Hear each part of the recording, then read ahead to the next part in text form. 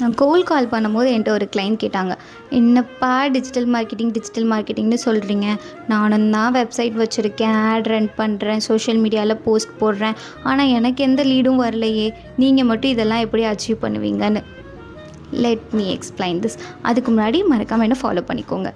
Social மீடியாவில் ரேண்டமாக post பண்ணுறது, சும்மா ஆட் ரன் பண்ணுறது, பேருக்குன்னு ஒரு வெப்சைட் வச்சுருக்கிறதெல்லாம் டிஜிட்டல் மார்க்கெட்டிங் நினச்சிட்ருக்கீங்க. அதுதான் இங்கே பிரச்சனையே.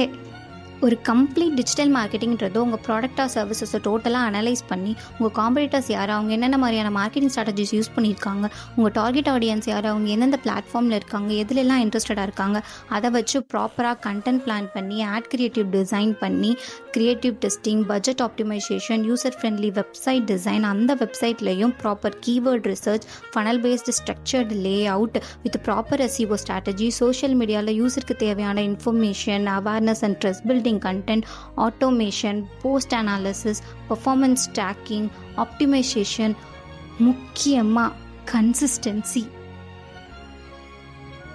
இது எல்லாமே பண்ணாதான் உங்கள் பிஸ்னஸ் 100% க்ரோ ஆகும். இதெல்லாம் எப்படி பண்ணுறதுன்னு யோசிக்கிறீங்களா? உங்கள் பிஸ்னஸ்க்கு ப்ராப்பராக ஆட் ஸ்ட்ராட்டஜி பிளான் பண்ணி உங்கள் பிஸ்னஸை க்ரோ பண்ண எனக்கு DM பண்ணுங்கள், நான் உங்களை கைட் பண்ணுறேன்.